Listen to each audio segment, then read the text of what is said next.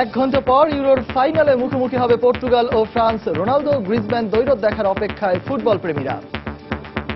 ইতিহাসে প্রথম শিরোপার স্বাদ পেতে মুখিয়ে সেলেকাওরা 16 বছরের আক্ষেপ ঘোচাতে চায় ফরাসিরা।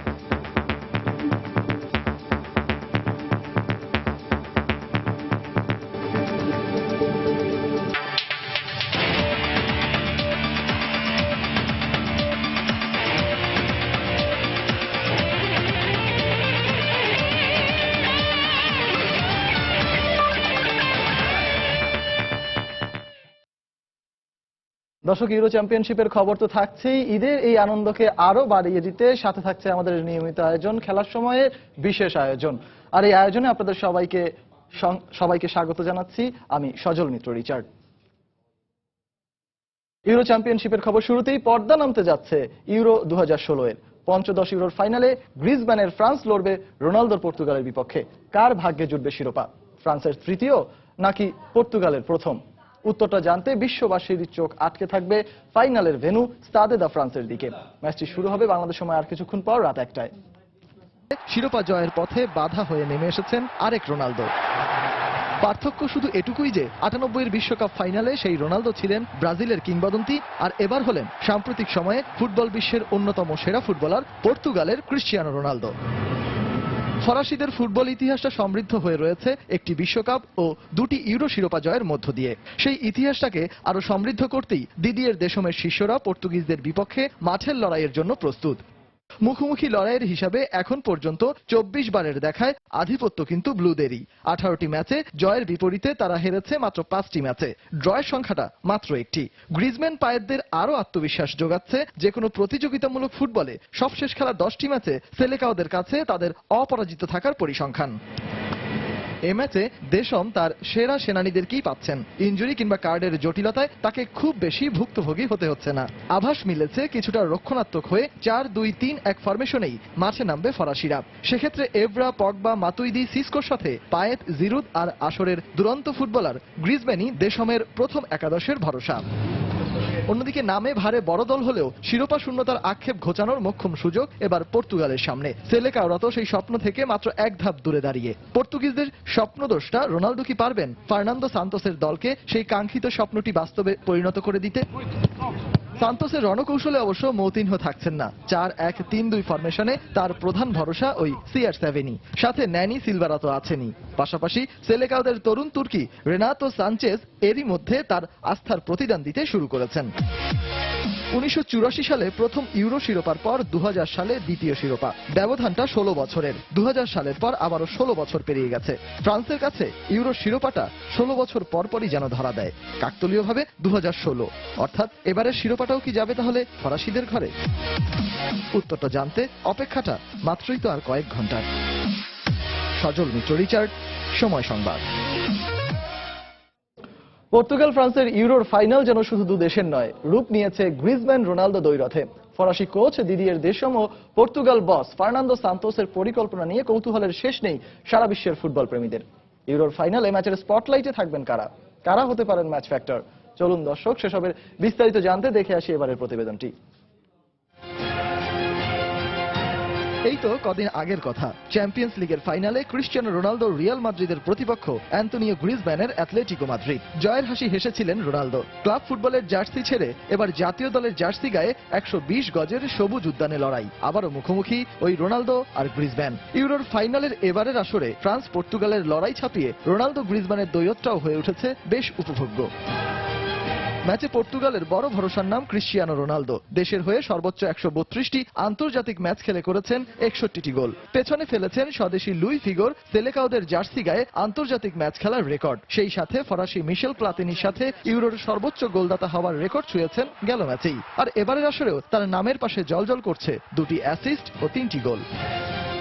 ভরসার স্তম্ভের তালিকায় আরো আছেন 102টি আন্তর্জাতিক ম্যাচে 21টি গোলের মালিক ভ্যালেন্সিয়ার তারকা ফরোয়ার্ড ন্যানি। এছাড়া এবারের আসরে সেলেকাওদের নতুন আবিষ্কার 10টি আন্তর্জাতিক ম্যাচ খেলা বায়ার্ন মিউনিখ তারকা সানচেজ রয়েছেন মাঝমাঠের ভরসা হয়ে। আর গোলবারের নিচে অচন্দ্র প্রহরী হয়ে রয়েছেন 51টি আন্তর্জাতিক ম্যাচ খেলা রুই প্যাট্রিসিও।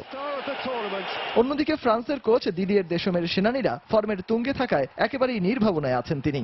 এবারের আসরে 6 গোল করে গোল্ডেন বুটের লড়াইয়ে নিজেকে অপ্রতিদ্বন্দ্বী হিসেবে প্রমাণ করা গ্রিজম্যান এক্ষেত্রে দেশমের বড় ভরসা। অ্যাটলেটিকো মাদ্রিদের এই গোল মেশিনে রয়েছে 33টি আন্তর্জাতিক ম্যাচে 13টি গোল।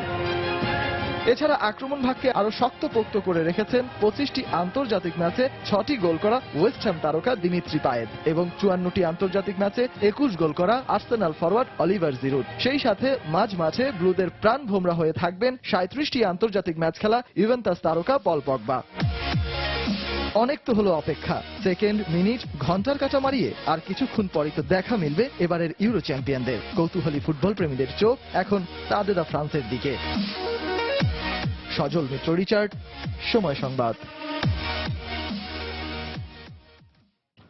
বয়সভিত্তিক ক্রিকেটের গণ্ডি পেরিয়ে ঘরোয়া ক্রিকেট সেই ধারাবাহিকতায় জায়গা করে নেন জাতীয় দলে। যদিও টাইগারদের জার্সি গায়ে এখন পর্যন্ত শুধু টি-20 খেলেছেন, তবে স্বপ্ন তার অনেক বড়, দীর্ঘ সময় খেলতে চান জাতীয় দলে। দর্শক, বলছিলাম ময়মনসিংহের ক্রিকেটার মোসাদ্দেক হোসেন সৈকতের কথা। দর্শক, সৈকতের ঈদ আনন্দ ও তার ক্যারিয়ারের নানা গল্পের বিস্তারিত থাকছে খেলার সময়ের পরের অংশে, দেখার আমন্ত্রণ রইল। আবারও ইউরোর খবর। ইউরো শেষের বাঁশি বাজলো বলে মাত্র 1 ম্যাচ পরই নিশ্চিত হয়ে যাবে কার হাতে উঠবে শিরোপা। গেল 50 ম্যাচে কে ছিল গোলদাতাদের তালিকায় সবার চেয়ে এগিয়ে, কার পাস থেকে গোল হয়েছে বেশি, আর রক্ষণে প্রতিরোধের দেয়াল তুলেছে কজন। চলুন দর্শকে দেখে আসি ইউরো 2016-র বেশ কিছু পরিসংখ্যান। গোলের খেলা ফুটবল, গোলেই ফুটবলীয় বিনোদনের সবটুকু রস আস্বাদন করেন ফুটবল ভক্তরা, আর ফুটবলাররাও মেতে ওঠেন গোল দেওয়ার উৎসবে। কিন্তু পারেন কজন? এবারে ইউরোতে সবাইকে টেক্কা দিয়ে গোলের খেলায় মেতেছেন গ্রিজম্যান। দ্বিতীয় সর্বোচ্চ যেখানে 3, সেখানে অ্যান্তোনিও গ্রিজম্যান একাই 6টি গোল দিয়েছেন। 3 গোল নিয়ে আছেন Giroud, Morata, Cristiano Ronaldo, Gareth Bale, Payet ও নেনি। কেউ গোল করার চেয়ে যেন বল বানাতেই বেশি পারদর্শী। আর এবারে ইউরোতে সবার চেয়ে বেশি অ্যাসিস্ট এডেন হ্যাজার্ড আর অ্যারন রামজের। 4টি গোলের প্রত্যক্ষভাবে জড়িত এই বেলজিয়ান ও ওয়েলশম্যান। নিখুন ও সুনিপুণ পাসিং দক্ষতা যে কোনো দলকে এগিয়ে রাখে বহু গুণে। আর ইউরো 2016-তে সতীর্থদের সাথে বল দেয়া নেয়ার খেলায় সব থেকে দক্ষ জার্মানরা। টনি ক্রুসের পাসের সফলতার হার 92%, আর জোনাস হেক্টরের 90। ফ্রান্সের মাতুইদি কোশিলনেরাও আছেন তালিকায়। জমাট রক্ষণ দলের প্রাণ। প্রতিপক্ষ আক্রমণ শক্তভাবে ট্যাকেল দিয়ে দমন করে রক্ষণভাগ। চলতি ইউরো সব থেকে বেশি ট্যাকেল দেন 15 ট্যাকেল দেয়া ওয়েলসের চেস্টার। ক্রোয়েশিয়ার ক্যাপ্টেন সর্নাও আছেন সমান 15 ট্যাকেল নিয়ে। এসব পরিসংখ্যান কেবলই সংখ্যা হয়ে থাকবে শেষমেশ। ইউরোর ইতিহাসের খেরোখাতায় লেখা থাকবে বিজয়ী দলের নাম। সেই উত্তরের অপেক্ষায় ফুটবল প্রেমীরা। রায়হান মাসুদ, সময় সংবাদ। বিশ্বকাপের পর ফুটবলের সবচেয়ে সম্মানজনক বৈশ্বিক আসরে ধরা হয় ইউরোকে। আরও একটি ইউরো শেষ হবার দ্বার প্রান্তে। 1960 সালে শুরু হওয়া ইউরো এ পর্যন্ত দেখেছে 9টি চ্যাম্পিয়ন দল। সবচেয়ে বেশি 3বার করে চ্যাম্পিয়ন হয়েছে জার্মানি ও স্পেন। চলুন জেনে আসি ইউরোর রোল অফ অনার ও ইউরো ইতিহাস সৃষ্টিকারী বিশেষ কিছু ফুটবলীয় গল্প। কাপ হাতে নেয় ডেনমার্ক, আরও একবার স্পেন।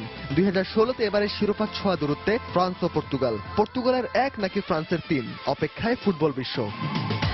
রায়হান মাসুদ, সময় সংবাদ।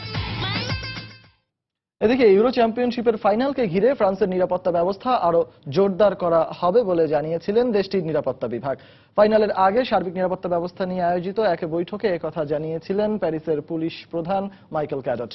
ইউরো চ্যাম্পিয়নশিপকে সফল করতে পুরো আসর জুড়ে স্টেডিয়াম, প্র্যাকটিস ভেন্যু এবং হোটেলগুলোতে নিরাপত্তার দায়িত্বে ছিলেন 90,000 নিরাপত্তা কর্মী। এছাড়াও বিদেশি পর্যটকদের জন্য ছিল আলাদা নিরাপত্তা ব্যবস্থা। এরপরও ফাইনালের আগে এই ব্যবস্থাকে আরো জোরদার করতে যাচ্ছে প্যারিস কর্তৃপক্ষ। ফাইনালের ম্যাচ ভেন্যু স্টাদে দ্য ফ্রান্সের পাশাপাশি এদিন বিশেষ নিরাপত্তা নিশ্চিত করা হয় আইফেল টাওয়ার এবং বিভিন্ন ফ্যান জোনগুলোতেও।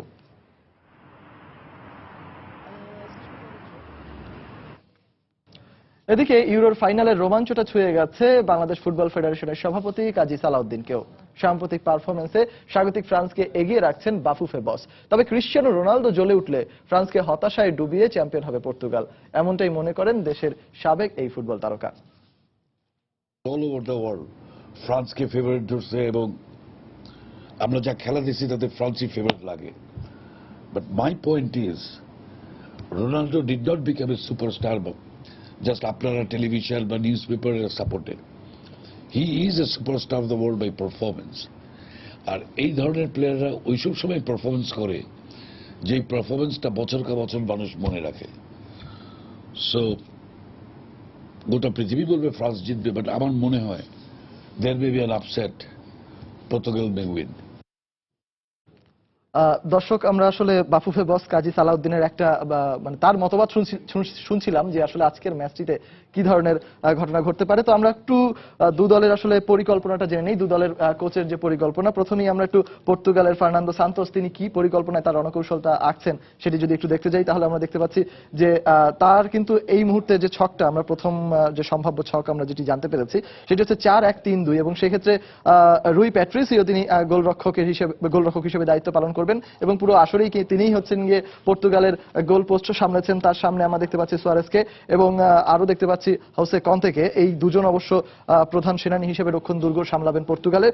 তাদের সামনে যিনি রয়েছেন তিনি হচ্ছেন ব্রুনো আলভেস এবং রাফায়েল গুয়েরিডো। অর্থাৎ এই চারজনকেই কিন্তু আজকে পর্তুগালের ডিফেন্ডার হিসেবে কাজ করতে দেখা যাবে এবং তাদের কিন্তু একটা বড় দায়িত্ব হবে এই আসরের অন্যতম সেরা আবিষ্কার ফ্রান্সের সুপারম্যান খ্যাত গ্রিজম্যানকে আটকানো। যাই হোক, সুপারম্যান ব্যাটম্যান যাই বলা হোক না কেন, গ্রিজম্যান আসলে কোন ম্যান হিসেবে আজকে মাঠে থাকেন সেটা আমরা একটু পরেই দেখতে পারবো।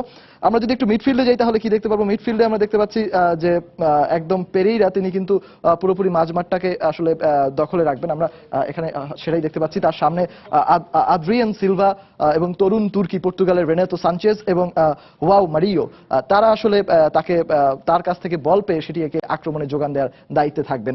এবং আমরা আক্রমণ ভাগে যাদের দেখতে পাচ্ছি তিনি হচ্ছেন আর কেউ নন, সবাই চেনেন, সারা বিশ্বের অন্যতম সেরা ফুটবলার, ব্যালন ডিওর জয়ী সাবেক, আমরা তার কথা না বললেই নয়, তিনি হচ্ছেন পর্তুগালের ক্রিশ্চিয়ানো রোনালদো এবং তার সাথে যিনি থাকবেন তিনি হচ্ছেন ন্যানি। তো দুজনের উপরে আজকে অনেক অনেক ভরসা। পর্তুগালকে যদি প্রথমবারের মতো ইউরো শিরোপা পাইয়ে দিতে হয় তাহলে এই দুজনকে গুরুত্বপূর্ণ ভূমিকা রাখতে হবে, সেটি আর বলার অপেক্ষা রাখে না। আমরা যদি একটু স্বাগতিক ফ্রান্স, যারা আসলে পুরো আসর জুড়ে ফেভারিট, আমরা জানি স্বাগতিক হিসেবে ফ্রান্স অবশ্যই বেশ ভালো সুবিধা পাবে। এর আগে আমরা 1984 সালের শিরোপা জয়ের ক্ষেত্রে দেখেছি, 1998 সালের বিশ্বকাপের শিরোপা জয়ের ক্ষেত্রে দেখেছি। তো দিদিয়ের দেশম যেটি করতে চাচ্ছেন সেটি হচ্ছে 4-2-3-1, অর্থাৎ কিছুটা হলেও তিনি তার ডিফেন্সটাকে শক্তপোক্ত রেখেই তারপর তিনি আক্রমণে যাওয়ার হয়তো পরিকল্পনা করছেন এবং তার এই ডিফেন্সের আগে যিনি গোলরক্ষকের দায়িত্ব পালন করছেন তিনি হচ্ছেন গিয়ে হুগো লরিস।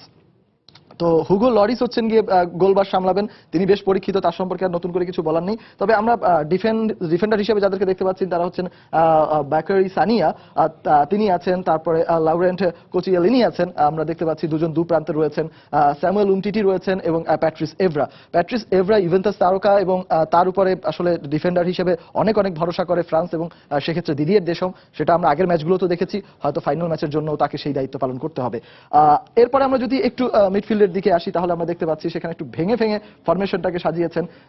মৌসা সিসকো এবং ব্লাইসে মাতুইদি তারা একটু পেছনে খেলবেন, দুই প্রান্তে খেলবেন এবং মাঝমাঠের যিনি কেন্দ্রবিন্দুতে থাকবেন তিনি আর কেউ নন, ফ্রান্সের তরুণ তুর্কি, এর আগেও ফরাসিদের হয়ে বিশ্বকাপ জিতেছেন সেই পল পগবাকে আমরা ফ্রান্সের কেন্দ্রবিন্দুতে দেখতে পাচ্ছি, যার উপরে আসলে জিনেদিন জিদানের ছায়া দেখতে পায় এখনকার ফ্রান্সের সমর্থকরা। আমরা যদি একটু ফরওয়ার্ড লাইনে যাই, ফরওয়ার্ড লাইন এই আসলে সবচেয়ে বিখ্যাত ফরওয়ার্ড লাইন, সবচেয়ে প্রতিভাবান ফরওয়ার্ড লাইন, সবচেয়ে বেশি পরীক্ষিত ফরওয়ার্ড লাইন এবং সবচেয়ে বেশি সফল ফরওয়ার্ড লাইনও বলতে হবে, সেটি হচ্ছে দিমিত্রি পায়েত এবং অলিভার জিরুদ এবং সামনে আছেন গ্রিজম্যান। গোল্ডেন বুটের জন্য তিনি এখন পর্যন্ত অপ্রতিদ্বন্দ্বী। তো ফ্রান্সকে শিরোপা পাইয়ে দিতে এই ফরমেশন, দুটোই যে ফরমেশনের কথা বললাম দু দলের, এটা হচ্ছে সম্ভাব্য প্রথম একাদশ। কোচ যদি চান তাহলে যে কোনো সময় হয়তোবা এই ফরমেশনে পরিবর্তন আনতে পারেন, তবে সেটা সম্পূর্ণ ম্যাচ শুরুর পরে আমরা বুঝতে পারবো। এবার খেলার সময় ঈদের বিশেষ আয়োজন, বয়স ভিত্তিক ক্রিকেটের গণ্ডি পেরিয়ে ঘরোয়া ক্রিকেট, সেই ধারাবাহিকতায় জায়গা করে নেন জাতীয় দলে। যদিও টাইগারদের জার্সি গায়ে এখন পর্যন্ত শুধু টি-20তেই খেলেছেন, তবে স্বপ্ন তার অনেক বড়, দীর্ঘ সময় খেলতেছেন জাতীয় দলে। দর্শক, বলছিলাম ময়মনসিংহের ক্রিকেটার মোসাদ্দেক হোসেন সৈকতের কথা। ভবিষ্যতে মোসাদ্দেক নিজেকে কোথায় দেখতে চান, কার অনুপ্রেরণায় আজ তিনি ক্রিকেটার, ঈদের দিনটাই তার কেমন করে কাটে, এসবের বিস্তারিত জানাচ্ছেন সাজিদ মুস্তাহিদ। মোসাদ্দেক, আপনার ক্রিকেটার হয়ে ওঠার পেছনে সবচেয়ে বড় ভূমিকা কার, বা আপনার কার অনুপ্রেরণা আপনার আসলে ক্রিকেট খেলায় আসে? আসলে ছোটবেলা থেকে আমি খেলাধুলাটা খুব বেশি পছন্দ করতাম, স্পেশালি ক্রিকেটটা আমি খুব বেশি পছন্দ করতাম। আর আমার ফ্যামিলিটা ছিল স্পোর্টস ফ্যামিলি, যার ফলে আমার ক্রিকেটের দিকেই আসা। এবং আমার এটার পিছনে সবচেয়ে বেশি অনুপ্রাণিত করছে আমার বাবা। উনি সবসময় আমাকে সাপোর্ট করতেন ক্রিকেট খেলার জন্য এবং উনি নিজে আমাকে মাঠে নিয়ে যেতেন, মাঠে কীভাবে প্র্যাকটিস করবো না করবো সব বিষয়ে সাপোর্ট করতেন। যেহেতু আমাদের স্পোর্টস ফ্যামিলি ছিল, আমাদের একটা টিম ছিল স্পোর্টসের, সাপোর্টটা আমি একটু বেশি পাইতাম অলওয়েজ। পরিবারের বলেন একটা অনেক বড় অবদান আছে আপনার ক্রিকেটার হয়ে ওঠার পেছনে, কিন্তু নিশ্চয়ই কারো খেলা দেখে বড় হয়েছেন, বা নিশ্চয়ই কোনো ক্রিকেটারকে আপনার পছন্দ যার খেলা দেখে আপনারই ক্রিকেটার হওয়ার মনে এই ইচ্ছাটা জেগেছিল। ওই সময় আসলে আমি টিভিতে নর্মালি খেলা দেখলে ওই সময় লিজেন্ডরা ছিল সচিন টেন্ডুলকারের মতো প্লেয়াররা, তো ওদের খেলাই ওই সময় দেখতাম। আর আমার ফ্যামিলিতে নর্মালি সবসময় ক্রিকেট নিয়ে কথাবার্তা চলতো সবসময়, যেহেতু আমাদের ক্রিকেট একটা টিম ছিল। আসলে এই জন্যই আমার ক্রিকেটে ইনভলভমেন্ট একটু বেশি। সবসময় বাসায় থাকলে ক্রিকেট নিয়ে কথা, টিমের বাসায় আব্বুর সাথে বাইরে গেলে মাঠেই যেতাম, প্র্যাকটিসে টিমের প্র্যাকটিসে তো এখানে যে প্র্যাকটিস দেখতাম, নিজে নিজে ছোটবেলা থেকে খেলতাম। এভাবে আমার আসলে ক্রিকেটের দিকে আসা। আন্ডার 13 থেকে খেলা শুরু করে বা এখন পর্যন্ত জাতীয় দলের হয়ে ম্যাচ খেলেছেন, সবচেয়ে স্মরণীয় আপনার সময় কোনটা ছিল? আমার এখানে মনে হয় যখন আমি ফার্স্ট ক্রিকেট শুরু করি, এরপর থেকে আমার কাছে আন্ডার 16 যখন আমি খেলি, তো ওই ইয়ারটা আমার কাছে খুব স্মরণীয় হয়ে থাকবে। কারণ আমি যখন আন্ডার 13 শেষ করলাম, ওই সময়টা আমি অ্যাজ ইউজুয়াল ওরকম খুব একটা ভালো পারফরমেন্স করতে পারি নাই। তারপর জেলা টিমের হয়ে আন্ডার 16 খেললাম। ওইখানে ভালো করার পর যখন আমি বিভাগ খেলতে আসলাম, তখন আমি এসে ফার্স্ট ম্যাচে 170 করলাম। তো ওই ম্যাচটা আমার কাছে খুব স্মরণীয় হয়ে থাকবে এবং ওই মোমেন্টটা আমি কখনোই ভুলতে পারবো না। ওইটা আমার খুব টার্নিং একটা পয়েন্ট ছিল ওই সময়টা। তারপর আমি আস্তে আস্তে ন্যাশনাল ক্যাম্পে জয়েন করলাম, আন্ডার 17, 19, এইভাবেই আর কি আমার আশা। এটার রহস্যটা কি যে আপনার গত 2 বছর যদি আমরা জাতীয় লিগ, ন্যাশনাল লিগ বা যেই লিগগুলোই দেখি, প্রিমিয়ার লিগ, সব লিগে আপনার ধারাবাহিক আপনি পারফর্ম করে যাচ্ছেন? আমি আসলে প্রিমিয়ার লিগটা স্টার্ট যখন করলাম, তখন আমি খুব ভালো একটা ইয়ার পার করলাম, ফার্স্ট ইয়ারটা। আর তারপর আনফর্চুনেটলি আমি একটু অসুস্থ হয়ে যাই, যার ফলে আমার লিগটাই খেলা হয় নাই। ওই সময়টা আমি একটু খুব টেন্স হয়ে গেছিলাম, একটু ডিমোরালাইজ হয়ে গেছিলাম যে আমি আসলে হয়তো খেলতে পারবো কি পারবো না, বা ওভারকাম করাটা আমার জন্য কষ্ট হয়ে যাচ্ছিল। তো ওই সময়টা আমার সবচেয়ে বেশি মেন্টাল সাপোর্টের দরকার ছিল এবং আমি প্র্যাকটিসটা খুব বেশি ইম্পর্টেন্ট ছিল। ওই সময়টা আমাকে ফাহিম স্যার এবং এসএম স্যার খুব ভালোভাবে সাপোর্ট করছেন এবং তারা গাইড করছেন আমাকে যে কীভাবে আমি প্র্যাকটিস করবো এবং কী করলে আমি ভালো করতে পারবো। এই বিষয়ে ওনারা আমার খুব ভালোভাবে সাপোর্ট করছেন। তো আমার আসলে ওভারকামের বিষয়ে তাদের হাতটা অবশ্যই আছে, তারা আমাকে ভালোভাবে সাপোর্ট করছে। তো আমি মনে করি যে ওনাদের কথাগুলো আমার হয়তো স্মরণীয় হয়ে আছে এখন পর্যন্ত, এবং আমি যার ফলে নিজেকে প্রিপেয়ার করতে পারছি এবং আমি ফর্মে ব্যাক করতে পারছি। আর আপনি আন্ডার 19 ওয়ার্ল্ড কাপও খেলেছেন বাংলাদেশের হয়ে 2 বার, এবং সেখানে কিন্তু আপনার সতীর্থরা অনেকে এখন জাতীয় দল মাতাচ্ছেন। মুস্তাফিজ আপনার সতীর্থ ছিলেন, তাসকিন আপনার সতীর্থ ছিলেন, এবং এমন আরো অনেকেই আছে। তো তাদের আপনি কেমন লাগে যে আপনার একসাথে টিমে খেলছেন, আপনিও এখন ভালো খেলছেন, সবাই এখন বাংলাদেশ টিমের হয়ে খেলছেন বা পারফর্ম করছেন, তারাই এখন আলোচনায়? ওই সময়টা যখন আমরা আন্ডার 19 একসাথে সবাই ছিলাম, ওই সময় আমাদের যারা কোচ ছিল ওনারা সবসময় বলতো যে এই টিমটা থেকে 5-6 জন ন্যাশনাল টিমে তোমরা খেলবা এবং তোমরা ডোমিনেট করবে একটা সময়। আল্লাহর রহমতে আমরা এখন মোটামুটি 4-5 জন আছে যারা এখন ইনস্ট্যান্ট ডোমিনেট করতেছে, মুস্তাফিজ, তাসকিনেরা। এবং আমি মাত্র একটা ম্যাচ খেললাম, হয়তো সামনে সুযোগ পাইলে ভালো খেলার চেষ্টা করব। আমার কাছে মনে হয় যে এই যে একটা কম্বিনেশন আমাদের মধ্যে একটা ভালো রিলেশনশিপ, আমরা ভালো করব, এটা আমাদের আসলে টার্গেট যে আমরা একটা সময় আমরা নিজেরাই কমিটমেন্ট করতাম যে আমরা একটা সময় বাংলাদেশের জন্য কিছু করবো। জাতীয় লিগেও কিন্তু আপনার 3টে ডাবল সেঞ্চুরি ছিল এবং যেটা একটা বিরল রেকর্ড। এছাড়া আপনি মাত্র 18টি প্রথম শ্রেণীর ম্যাচে 7টি সেঞ্চুরি আছে। আপনাকে অনেকেই কিন্তু অনেক বড় ক্রিকেটারের সাথে তুলনা করে বা বলে যে ভবিষ্যতে অনেক ভালো করবে বা বাংলাদেশকে ভালো নেতৃত্ব দেবে, এরকম অনেকে অনেক প্রশংসা করে। আপনাকে এটা কতটা অনুপ্রেরণা করে? আসলে আমি যখন খেলা দেখতাম ছোটবেলায়, তখন আমি রেকর্ডগুলো খুব ভালোভাবে আমার চোখের সামনে ভাসতো যে আমি হয়তো রেকর্ড করবো একটা সময়, যে এই রেকর্ডটা আমার থাকবে, এই রেকর্ডটা কারো থাকবে না। তো এইগুলো আমি আসলে ছোটবেলা থেকেই স্বপ্নে দেখতাম। ন্যাশনাল লিগের আসলে যে রেকর্ডগুলো আমার আছে, এটা আমি যখন ফার্স্ট আমি ডাবল সেঞ্চুরি করি, ওই সময়টা থেকে আমার রানের প্রতি ক্ষুধাটা আরও একটু বেশি বাইরে গেছে, যে আমার আরও ভালো করা লাগবে। একটা ডাবল সেঞ্চুরি করছি, 2টা-3টা করা লাগবে। তো এখন 3টা করছি, এখন আমার টার্গেট হচ্ছে 10টা ডাবল সেঞ্চুরি করবো এন্ড অফ দ্য ক্যারিয়ার। তো আমি এভাবেই ফিল করি আসলে সবসময়। ডাবল সেঞ্চুরি করেছেন 3টা, ইচ্ছা আছে 10টা করার। ট্রিপল সেঞ্চুরি বা এর থেকে বড় সেঞ্চুরি করার ইচ্ছা কি নেই? আসলে আমি যখন 282 করলাম, আমার হাইয়েস্ট রেকর্ড যেটা ছিল, এরপর আসলে আমি ওইভাবে যদি আমি ডাইরেক্ট চিন্তা করি যে ট্রিপল সেঞ্চুরি করবো, তাহলে কিন্তু হবে না। কারণ আমার ইনিংসটা কিন্তু আবার 0 থেকেই শুরু হবে, আমার ক্যারি করা লাগবে সেই 282 পর্যন্ত, তারপর আমার যাওয়া লাগবে 300-এর দিকে। তো আসলে আমি আগে ট্রাই করবো যে আমি যেন আগে আবার আমি যেই চিন্তা করতেছি সেটা আগে করি।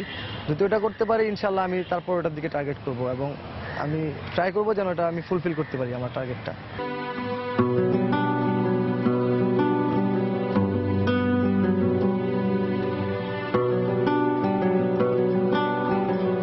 আপনার তো আরো 2টো ছোট ভাই আছে এবং তারাও ক্রিকেটের সাথে জড়িত।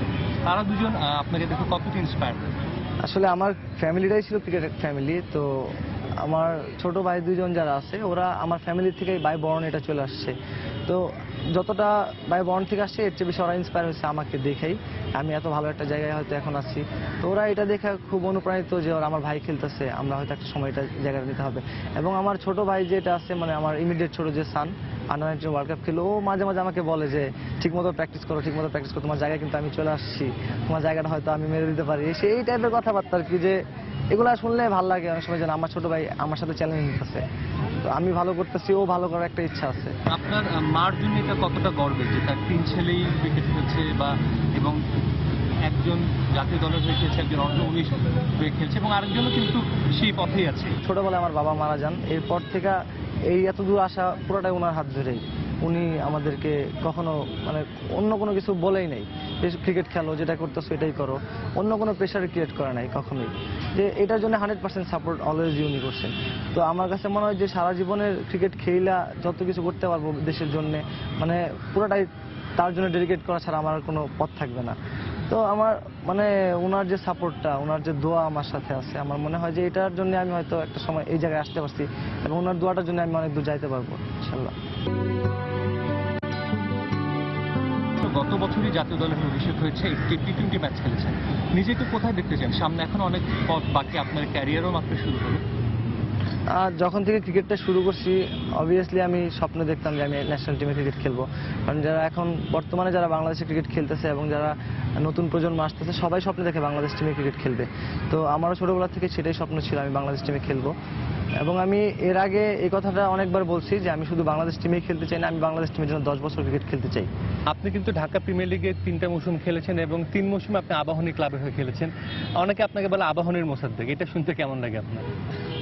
এটা শুনতে আসলে খারাপ লাগবে কেন, এটা ভালোই লাগে। আবাহনীর মতো বড় টিমে খেলা, এটাও একটা অনেক গর্বের ব্যাপার যে আমি আবাহনীর মতো টিমে খেলতে পারতেছি। এবং সবচেয়ে আমার কাছে যে জিনিসটা আমি মানে ফিল করি, যেটা যে আবাহনী এবছর আমাকে রিটার্ন করে রেখে দিছে, যেটা হয়তো আমি অন্য টিমে খেলতে পারতাম। এর আগের ইয়ারটা আমি খুব একটা ভালো খেলি নাই, আবাহনী আমাকে অতটুকু ভরসা আমার উপর আছে বিদায় আমাকে আবাহনী এবার টিমে রাখছে। এবং আমি এটাতে অনেক খুশি যে আমি আবাহনী ওনারা আমাকে রাখছে এবং এটার প্রতিফলন আমি দিতে পারছি, এটা নিয়ে আমি মানে খুব স্যাটিসফাইড এখন পর্যন্ত। গত 6-7 মাসের আমরা দেখি আপনার ক্যারিয়ারের ন্যাশনাল টিমে আপনার ডেবু হলো, সবশেষ আবাহনী চ্যাম্পিয়ন হলো, আপনি দুর্দান্ত পারফরমেন্স করেছেন, আপনার রানও করেছেন অনেক এবং ক্যারিয়ারে প্রথম 5 উইকেট পেয়েছেন। তো এই 6 মাসও কি আপনার ক্যারিয়ারের মানে মোড় ঘুরে দেওয়ার মতো সময় কি পার হয়নি? আন্ডার-16 যখন আমি খেললাম, ওই সেঞ্চুরিটা আমার একদম লাইফের টার্নিং একটা পয়েন্ট ছিল। হয়তো ওইখানে আমি ভালো না খেললে আমি আন্ডার-17 আসতে পারতাম না, বা এত দূর আসা তো অনেক দূরের ব্যাপার। তো এই লাস্ট 6টা মাসে আমার জীবনে যা ঘটছে, এটা আমার আসলে আমার পুরো টোটাল লাইফের সবচেয়ে মেমোরেবল মোমেন্ট আমার কাছে মনে হচ্ছে এখন পর্যন্ত। তো আমি এই লাস্ট 6টা মাসে আমি বুঝতে পারছি ইন্টারন্যাশনাল ক্রিকেট খেলতে হলে আমার কি করা লাগবে এবং আমি কোন অবস্থায় আছি, এখান থেকে আমি কোন জায়গায় যাব, এটা আমি এখন সেট করব। তো এই ক্যাম্পগুলো আমার জন্য খুব হেল্পফুল, এবং আমি সামনে হয়তো ন্যাশনাল টিমের আবার ক্যাম্প আছে, তো আমি এখানে আমার ফিটনেস ক্যাম্প আছে এবং আমি চাইবো যে আমার ফিটনেস লেভেলটা ঠিক করতে এবং আমার ল্যাকিংসগুলো যে জায়গায় আছে এগুলো আমি ওভারকাম করতে। আর আপনি এবার আবাহনীর হয়ে খেললেন, সাকিব তামিমের মতো ন্যাশনাল ক্রিকেটার ছিল যারা বিশ্বে সবাই তাদেরকে চেনে, এবং ভারত থেকে কিন্তু অনেক অভিজ্ঞ ক্রিকেটাররা এসে আবাহনীতে খেলে গেছেন। টোটাল এক্সপিরিয়েন্সটা কেমন ছিল? আমার টার্গেটটা এবার এটাই ছিল যে আমি তাদের কাছ থেকে তাদের এক্সপিরিয়েন্সগুলো নেওয়ার চেষ্টা করব, ইন্টারন্যাশনাল ক্রিকেট খেলে তারা কি করেন এবং মাইন্ড কীভাবে সেট করেন এবং কোন সিচুয়েশনে কি করা লাগবে, এই বিষয়গুলো আমি তাদের কাছ থেকে শেখার চেষ্টা করছি। এবং তারা দুইজন আমাকে এত ভালোভাবে সাপোর্ট করছেন, আমাকে সবসময় পজিটিভ কথা বলতো, এবং তারা আমাকে এটা বলতো সবসময় যে আবাহনী আমাকে যেভাবে রাখছে রিটার্ন করে, তারা সবসময় এটাই বলতো তুই টিমের জন্য খুব ভাইটাল একটা প্লেয়ার, তুই ভালো খেললে আমাদের টিম ভালো করবে। এবং তাদের কথাগুলো শুনে আমি খুব ইন্সপায়ার হয়েছি এবং আমি খুব পজিটিভলি কথাগুলো নিয়েছি এবং আমি মাঠে ওটা ইউটিলাইজ করার চেষ্টা করছি। দেশের বাইরে ঈদ আর দেশের ঈদ কেমন পার্থক্যটা লাগে, বা ঢাকায় কি কখন ঈদ করেছেন? না, ঢাকায় আমি কখনো ঈদ করি নাই, তবে দেশে ঈদ আর দেশের বাইরে ঈদ মানে 100% ডিফারেন্ট, মানে পুরো উল্টাটা আর কি। দেশে যেমন মজা, বাইরে দেশে কোনো মজাই নেই, মানে নর্মালি আর কি। আমরা যে প্লেয়াররা যারা ছিলাম এরাই একসাথে হয়ে হয়তো একটু খাওয়া দাওয়া করলাম, একটু ঘোরাঘুরি করলাম, এই। আর দেশে থাকলে তো অনেক মজা, আত্মীয় স্বজনের বাসায় যে ফ্রেন্ড সার্কেল একসাথে হই, ঘোরাঘুরি করি, আড্ডাবাজি করি, এটা অনেক মজা। ঈদের দিনে কোনো ঘটনা আছে যেটা আপনার খুব স্মরণীয় কিছু, যেটা আপনার সবসময় আপনাকে মনে পড়ে? যে নামাজ পড়তে যখন যাব সবার আগে আমি বাসা থেকে ওইটা সবার ডাকায় দিব, মানে ডাকা তুলে দিব। কিন্তু প্রত্যেকবার ঈদে হয় কি, মানে প্রত্যেক সকালবেলাই মানে সব থেকে লেট আমার আম্মা আমাকে সবসময় ডাকা তুলে মানে তাড়াতাড়ি বলে যাও গোসল করতে যাও, নামাজে যাওয়া লাগবে। মানে এটা আমার ঈদের দিনের একদম শুরুতেই আমার পুরো ঈদের মজাটাই আমার ওইখানে। দেখি যে আপনাকে না অনেক অনেক পোস্ট করে বা আপনাকে নিশ্চয়ই অনেকে এখন সেলফি তুলতে চায় বা ছবি তুলতে চায়, যেটা এখন একটা ট্রেন্ডে পরিণত হয়েছে। তো আপনি এই খ্যাতির বিড়ম্বনা যদি বলি, অথবা যদি বলি যে এই এক্সপিরিয়েন্সগুলো আপনার কেমন লাগে? আসলে এটা আমি অনেক আগে থেকে দেখে আসছি যে যখন সাকিব ভাইয়ের সাথে থাকি বা দেখি সাকিব ভাই যখন বাইরে যায় তখন মানুষজন ওদের সাথে সেলফি তুলতে চায়, অটোগ্রাফ চায়। তো এটা আসলে আমি এক সময় ভাবতাম যে আমি কবে ভালো খেললে আমার সাথে মানুষজন সেলফি তুলবে বা আমার অটোগ্রাফ নিতে আসবে। তো এখন যখন মানুষজন আসে, ছবি তুলতে আসে এবং অটোগ্রাফ নিতে আসে, জিনিসটা ভালো লাগে। বাংলাদেশে তো এখন অনেক ক্রিকেটারই আছেন যারা এখন খেলে যাচ্ছেন, ভালো খেলছেন, এবং সাবেক ক্রিকেটার যারা আছেন, আকরাম খান, আমিনুল ইসলাম বুলবুল, এরকম কোন ক্রিকেটার আছে যার সান্নিধ্য আপনি এখনো পেতে চান? আসলে যারা আমাদের বর্তমানে এক্স প্লেয়ার যারা আছে, ওনাদের খেলা হয়তো সবার খেলা আমি ওইভাবে দেখতে পাই নাই, তবে আমি যখন খেলাটা বুঝি ওই সময় আমি আশরাফুল ভাইয়ের ব্যাটিং দেখতাম এবং ওই সময় বাশার ভাইয়ের ব্যাটিং দেখতাম। তো ওনাদের খেলা মানে মেইন আমি ওনাদের খেলাটাই দেখছি। স্টার্টটা যখন হয়েছে হয়তো আমি যারা আছেন এর আগের যারা আছেন ওনাদের খেলাটা আমি দেখতে পাই নাই, তবে আমার মনে হয় ওনাদের সাথে থাকতে পারলে আমার খুব ভালো লাগবে এবং তাদের এক্সপিরিয়েন্সগুলো যদি আমি জানতে পারি তাদের কাছ থেকে আমি অনেক কিছু শিখতে পারবো আমার কাছে মনে হয়। তো আমি চাইবো যে যত বেশি আমি শিখতে পারি এবং ওনাদের কাছ থেকে যত বেশি এক্সপিরিয়েন্স নিতে পারি আমি। এবারের ঈদটা তো আপনার জন্য নিশ্চয়ই একটু বিশেষ, কারণ আপনি সবশেষ কয়েকদিন আগে প্রিমিয়ার লিগে চ্যাম্পিয়ন হলো আপনার দল, আপনিও ভালো পারফরমেন্স করেছেন। তো এবার ঈদে আসলে আপনার প্ল্যানটা কি? আমি যখন আমাদের টিমটা চ্যাম্পিয়ন হয়েছে, আমি টিমটা চ্যাম্পিয়ন হওয়ার পর আমি অনেক বেশি খুশি, কারণ এটা আমার লাইফের ফার্স্ট টাইম প্রিমিয়ার লিগে চ্যাম্পিয়নশিপ। তো আমিও ভালো খেলছি, তো সব মিলে এবারের ঈদটা হয়তো একটু বেশি স্পেশাল হবে। দর্শক, আপনারা দেখছিলেন ঈদের বিশেষ আয়োজন, সাথে ছিলেন বাংলাদেশের তরুণ ক্রিকেটার মোসাদ্দেক সৈকত। ছোট্ট বয়সে যখন কেউ উইকেটের পেছনে দাঁড়াতে চাইতো না তখন থেকেই উইকেট কিপার হিসেবে বেড়ে ওঠান। আইডল মানেন সাবেক বিশ্বসেরা Aussie wicket keeper batsman Adam গিলক্রিস্টকে। খেলার মাঠে যতটা সিরিয়াস থাকেন, মাঠের বাইরে সতীর্থদের ঠিক ততটাই মজা করতে ভালোবাসেন তিনি। ধ্যান জ্ঞানের পুরোটা জুড়ি ক্রিকেট। একজন ভালো ক্রিকেটার হওয়ার পাশাপাশি গড়ে উঠতে চান একজন ভালো মানুষ হিসেবে। বলা হচ্ছে জাতীয় দলের তরুণ উদীয়মান ক্রিকেটার কাজী নুরুল হাসান সম্পর্কে।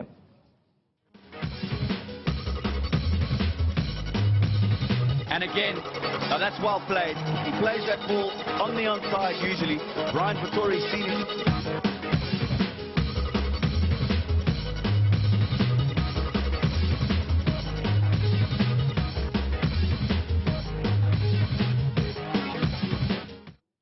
দর্শক, সুহানের ঈদ আনন্দ ও তার ক্যারিয়ারের নানা গল্পের বিস্তারিত থাকছে ঈদের পঞ্চম দিন খেলার সময়ের দুপুরের ও রাতের আয়োজনে। দেখার আমন্ত্রণ রইল। এবার দেশের ক্রিকেট। সাম্প্রতিক সময়ে দেশের সন্ত্রাসী হামলার ঘটনায় ইংল্যান্ড সিরিজ নিয়ে উদ্বেগের কারণ দেখছে না বিসিবি। নিরপেক্ষ ভেন্যুতে দ্বিপাক্ষিক সিরিজ আয়োজনের প্রশ্ন অবান্তর, এমনটাই মনে করেন বাংলাদেশ ক্রিকেট বোর্ডের প্রধান নির্বাহী নিজামুদ্দিন চৌধুরী। সেই সঙ্গে তিনি বিশ্বাস করেন বাংলাদেশের নিরাপত্তার বিষয়টি পর্যবেক্ষণ করে নির্দিষ্ট সময়ে বাংলাদেশ সফর করবে ইংল্যান্ড ক্রিকেট বোর্ড। সম্প্রতি গুলশানে স্প্যানিশ রেস্তোরাঁ হলি আর্টিজান বেকারিতে হামলার ঘটনা বিশ্বকে নাড়িয়ে দেয়। বাংলাদেশ ভ্রমণে সতর্কতা জারি করে যুক্তরাষ্ট্র, অস্ট্রেলিয়া এবং দক্ষিণ কোরিয়া। এ ঘটনায় বাংলাদেশ সফরে নিরাপত্তা নিয়ে উদ্বিগ্ন ইংল্যান্ড ক্রিকেট বোর্ড। বাংলাদেশের সিরিজ খেলতে আসার বিষয়ে সরকারি নির্দেশনা মেনে সিদ্ধান্ত নেবে দেশটি। ক্রিকেটের জনপ্রিয় ওয়েবসাইট ক্রিক ইনফোতে এমনটা জানিয়েছেন এক মুখপাত্র। ইংল্যান্ড অধিনায়ক উইন মর্গানও পরে বিবৃতি দিয়েছেন। সিরিজ আয়োজনে শঙ্কার কথা স্পষ্ট করে বলেছেন তিনি, তবে নিরপেক্ষ ভেন্যুতে হলে দ্বিপাক্ষিক সিরিজ খেলা সম্ভব বলে জানান মর্গান। এদিকে নিরাপত্তা পরিস্থিতি ক্রিকেটে প্রভাব ফেলতে পারবে না। ইংল্যান্ড নিরাপত্তা বিশ্লেষক পাঠালে দুই বোর্ডের আলোচনায় সব ঠিকঠাক হবে বলে মত বিসিবি প্রধান নির্বাহীর। ইংল্যান্ডের বাংলাদেশ এবং ইন্ডিয়া ট্যুরটা ব্যাক টু ব্যাক সিরিজ, ওরা তো ইন্ডিয়া এবং বাংলাদেশের সিকিউরিটি ইন্সপেকশনটা একই সময় হয়তো করবে, এরকম একটা সময় হয়তো দুই বোর্ডের জন্য কনফার্ম হলে তারপরে আমাদের জানাবে। We have a very good track record যে আমরা ইন্টারন্যাশনাল ক্রিকেট কাউন্সিলের অনেক বড় বড় ইভেন্ট আমরা হোস্ট করেছি, অনেক চ্যালেঞ্জ থাকা সত্ত্বেও। গেল বছর নিরাপত্তার অজুহাতে নির্ধারিত বাংলাদেশ সফর বাতিল করে অস্ট্রেলিয়া। একই কারণে অনূর্ধ্ব 19 বিশ্বকাপে দল পাঠায়নি দলটি। তবে অনূর্ধ্ব 19 বিশ্বকাপে ঠিকই আসে ইংল্যান্ড। বাংলাদেশের সঙ্গে সম্পর্কের কারণে সফর নিয়ে আশাবাদী বিসিবি। একই সঙ্গে নিরপেক্ষ ভেন্যুর আয়োজন প্রসঙ্গে একেবারে উড়িয়ে দিলেন প্রধান নির্বাহী। আমরা সবসময় মনে করি যে এটা কোনো সলিউশন না, দিস ইজ নট সলিউশন যে আপনার ক্রিকেট কোনো একটা দেশে বন্ধ হয়ে যাওয়া। আমাদের সর্বাত্মক চেষ্টা থাকবে যে যে এফটিপি কমিটমেন্ট যেটা আছে সেটা ফুলফিল করা হোক। হোম সিরিজের চূড়ান্ত সূচি হয়েছিল আগেই। 2টি টেস্ট এবং 3টি ওয়ানডে খেলতে আগামী 30 সেপ্টেম্বর বাংলাদেশে আসার কথা ইংল্যান্ডের। সবশেষ 2010 সালে 2টি টেস্ট এবং 3টি ওয়ানডে ম্যাচ খেলতে অ্যালিস্টার কুকের নেতৃত্বে বাংলাদেশে এসেছিল ইংল্যান্ড। রাহিদ রনি, সময় সংবাদ, ঢাকা। খেলার সময় আরো যা থাকছে: কানাডার ব্রাউনিককে 3-0 সেটে হারিয়ে উইম্বলডনের পুরুষ এককের শিরোপা জিতলেন অ্যান্ডি মারে। এটি তার তৃতীয় গ্র্যান্ড স্ল্যাম ও দ্বিতীয় উইম্বলডন শিরোপা।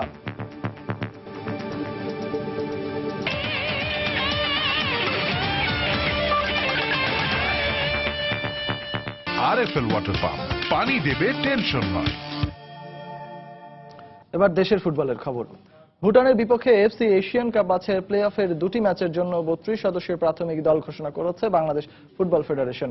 দলে ফিরেছেন জাহিদ হোসেন ও প্রাণতোষ কুমার দাস। নতুন মুখ জাফর ইকবাল, আব্দুল্লাহ ও কাউসার আল রাব্বি। এদিকে নেপালের বিপক্ষে 2টি প্রীতি ম্যাচ এ মাসে অনুষ্ঠিত হচ্ছে না বলে জানিয়েছেন বাফুফের সভাপতি কাজী সালাউদ্দিন। বাংলাদেশ জাতীয় ফুটবল দলের যে কোনো আন্তর্জাতিক ম্যাচে ঠিক আগের কয়েকটা দিনই ক্যাম্প করার রীতিটা বেশ পুরনো। তবে এবার প্রেক্ষাপট ভিন্ন। এশিয়ান কাপ বাছাইয়ের প্লে অফের বাকি 2 ম্যাচের ওপর নির্ভর করছে 2019 সাল পর্যন্ত আন্তর্জাতিক ফুটবলে বাংলাদেশের থাকা না থাকা। তাই ভুটানের বিপক্ষে হোম অ্যান্ড অ্যাওয়ের প্রথম ম্যাচটির এখনো মাস 2 বাকি থাকলেও সময় নষ্ট করতে নারাজ বাফুফে। 12 তারিখ সকালে ঢাকায় পৌঁছে বিকেলেই মামুনুলদের নিয়ে ক্যাম্প শুরু করবেন নতুন কোচ টম সেন্টফিট। ক্যাম্পের জন্য 32 সদস্যের প্রাথমিক দলও ঘোষণা করেছে ফেডারেশন। প্রিমিয়ার লিগের আগে ক্লাবগুলোর দাবির মুখে ক্যাম্প পেছানোর যে গুঞ্জন উঠেছিল তা উড়িয়ে দিয়েছেন বাফুফের সভাপতি। লাস্ট 1 বছরের রেজাল্টটা খারাপ হলো বিকজ কিছু club did not cooperate. Nation was not important to them. Clubs are very important but not before the nation. Camp হবে, I want to see them training. অনেকদিন পর আবারও লাল সবুজ শিবিরে দেখা যাবে অভিজ্ঞ জাহিদ ও প্রাণতোষকে। তবে স্কোয়াডের খেলোয়াড়দের মধ্যে সবচেয়ে বেশি কানাঘুষা 3 নবীনকে নিয়ে। ফেডারেশন কাপে মাঠ মাতানো আরামবাগের 2 ফুটবলার জাফর ও আব্দুল্লাহর সঙ্গে আছেন ব্রাদার্সের রাব্বিও। আমার আশাটা পূরণ হয়েছে।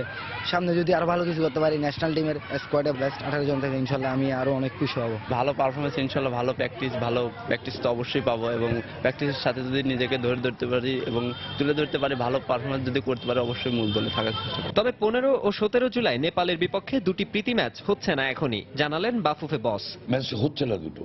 National team management committee things it is not the right time to do the match 3 দিনের ট্রেনিং এ। আমরা চেষ্টা করবো খেলাটাকে নিয়ে যেতে কোয়ালিফাইং এর ম্যাচের আগে। বাফুফে সভাপতির কথা অনুযায়ী আন্তর্জাতিক ম্যাচে বেলজিয়ান কোচ সেন্ট পিটার রণকৌশল দেখতে অপেক্ষা করতে হবে অন্তত সেপ্টেম্বর পর্যন্ত।